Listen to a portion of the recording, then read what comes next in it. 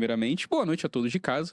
Está começando mais um Sociedade Esportiva Panorama e você pode notar que a gente está de mudança. Mudou o formato, né, para ser um formato de análises técnicas e táticas e enfim, etc. E análises de loucuras também, que acontecem bastante, do nosso futebol brasileiro, do futebol carioca principalmente, mas não vamos deixar de cobrir, como sempre, outros clubes. E agora com um cenário diferente, um cenário mais casual. Você vê que a gente não está muito organizado aqui de questão de roupas, porque estamos mais casuais. E agora vamos fazer essa mudança de formato do nosso querido CEP. E vamos falar sobre as primeiras rodadas do Campeonato Brasileiro, né? Mas antes, temos que relembrar que com esse início movimentado, um início aí empolgante, um tanto quanto confuso do campeonato. Principalmente das arbitragens. Principalmente das arbitragens, exatamente. É sempre bom relembrar, Diego, os estaduais que acabaram. Né? Os estaduais que já se encerraram, já definiam seus campeões. Então eu te dou uma boa noite já pedindo a sua análise sobre o encerramento. Boa noite a todos de casa também, boa noite. Cara, graças a Deus acabou os estaduais, né? Já viu um estadual como fosse do Rio de Janeiro e não ter premiação? Exatamente. É isso aí. A premiação é a participação no estadual. É a gratificação de você ter participado de um campeonato. É isso aí. A melhor parte do estadual é quando ele acaba.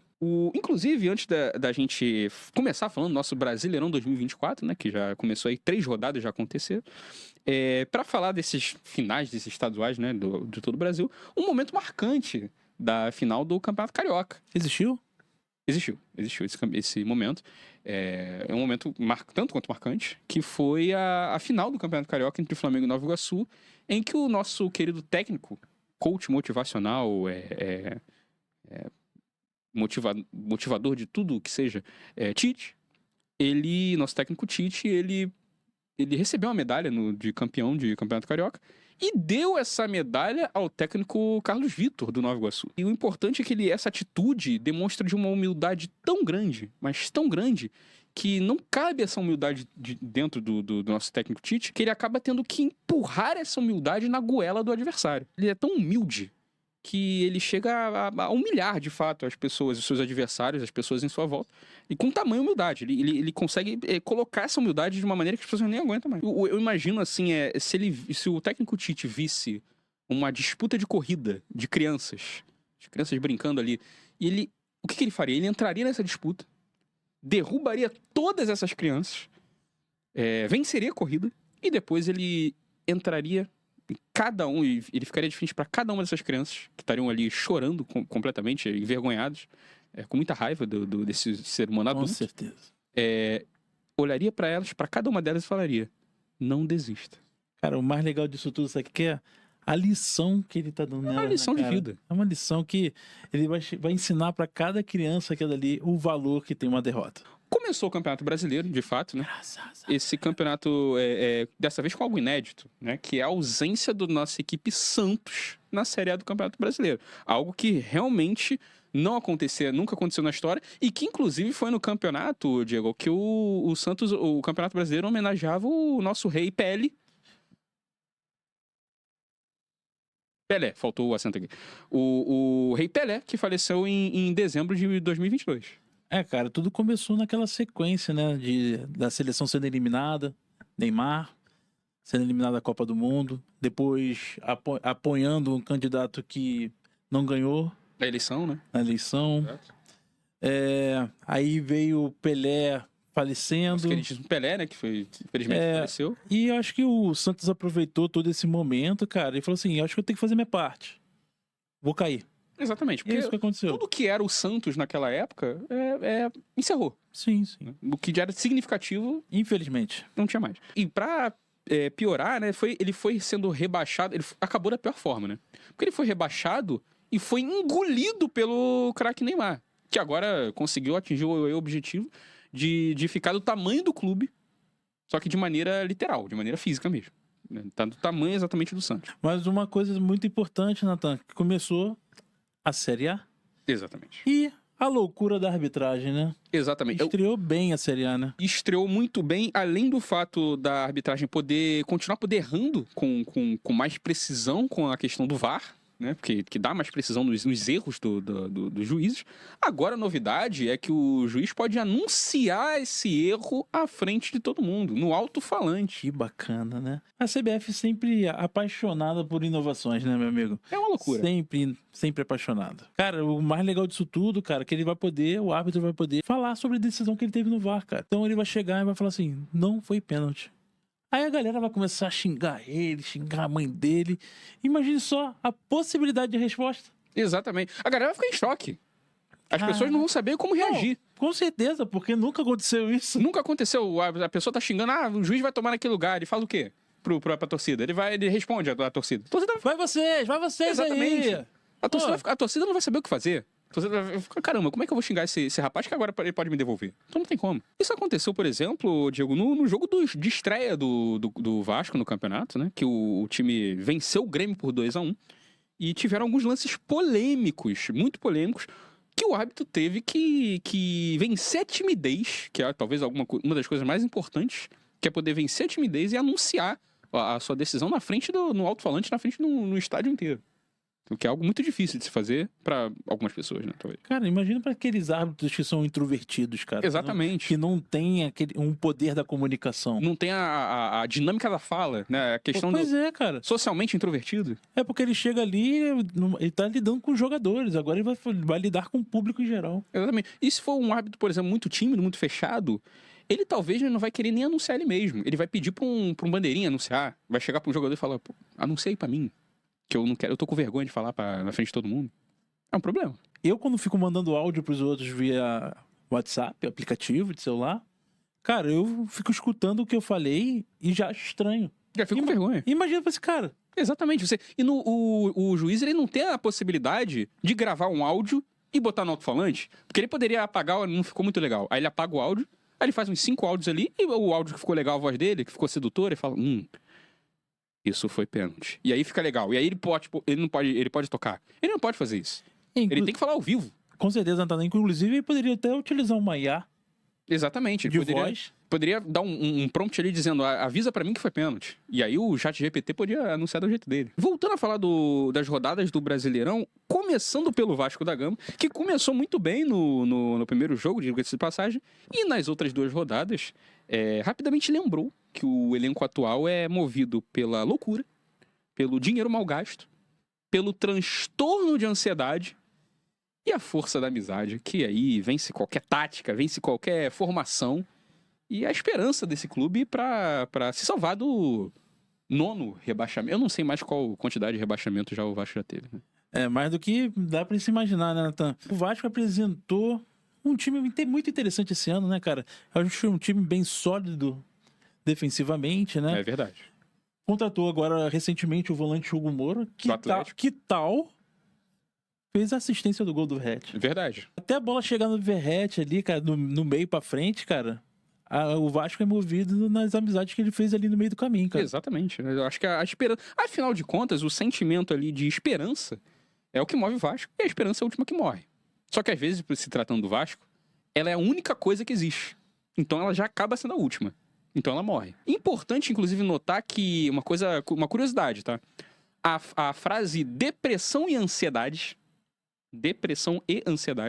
ela tem exatamente o mesmo número de letras do que o Vascão perdeu de novo. Isso é uma coincidência. Bastante interessante. Em contrapartida, a frase com 4 letras A no final tem exatamente o mesmo número de letras de o Vascão perdeu de novo. Então fica a critério aí de vocês, né? Refletir sobre...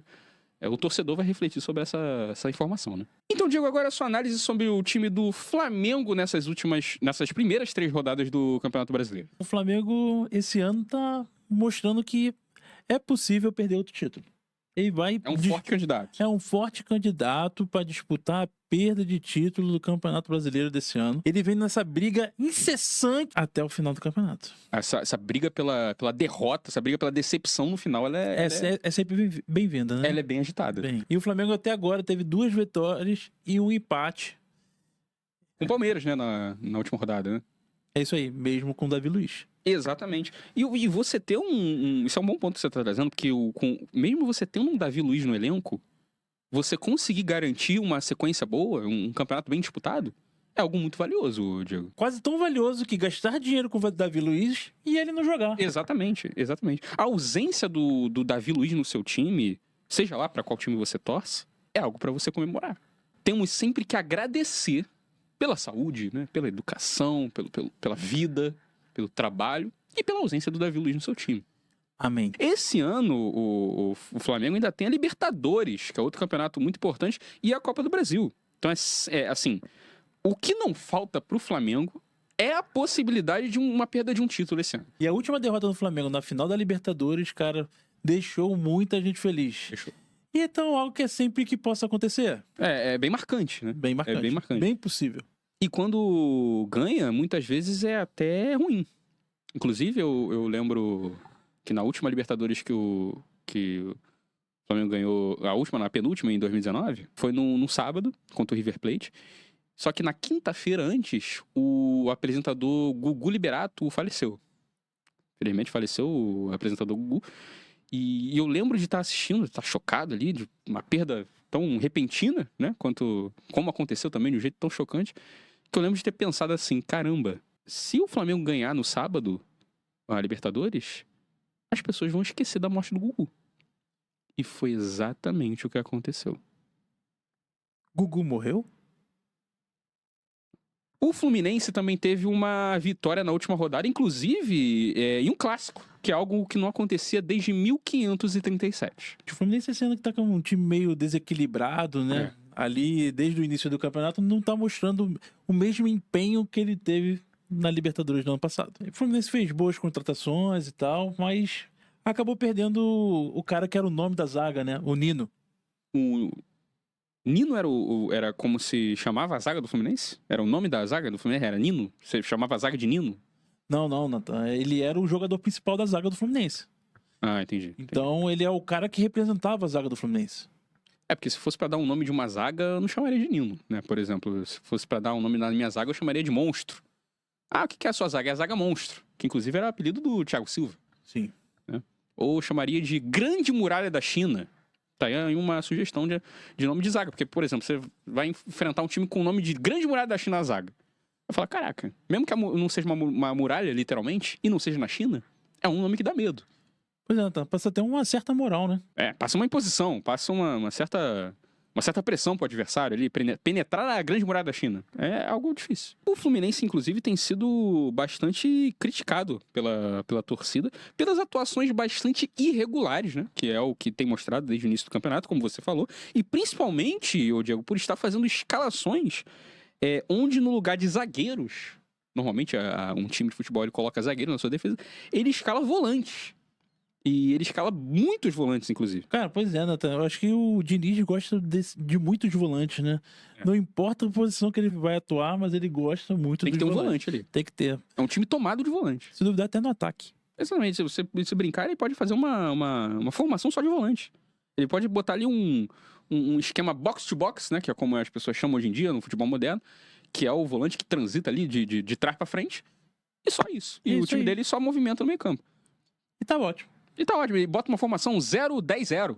Só de volante. E isso vai mantendo a posse de bola. Nessa última rodada foi algo diferente. Aconteceu algo diferente ali. Eu acho que o Diniz escutou muito a torcida e resolveu fazer a escalação que o povo pediu, né? É o feijão com arroz.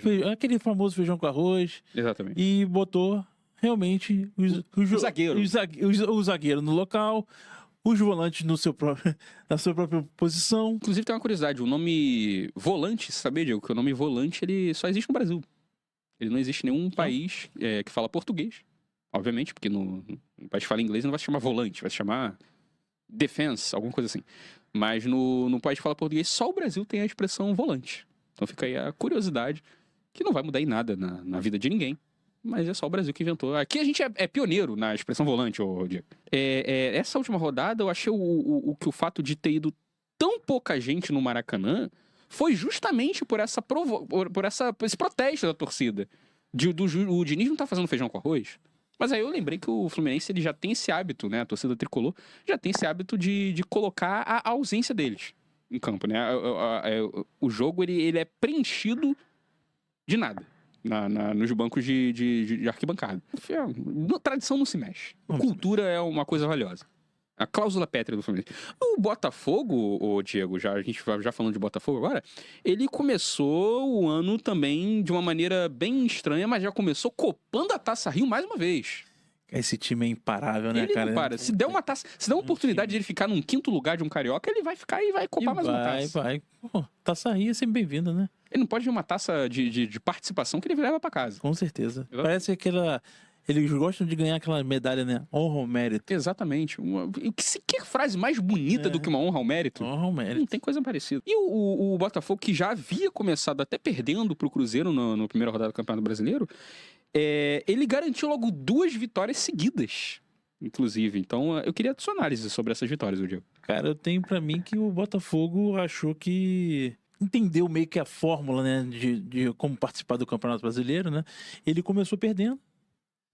Os próprios torcedores não ficarem tão frustrados. E emendou uma sequência de vitórias pra deixar a expectativa lá em cima. Que nem ele fez ano passado, inclusive. Com certeza. Exatamente. É algo que parecia que era frustrado. Todo mundo vendeu como se o Botafogo tivesse frustrado. Mas não.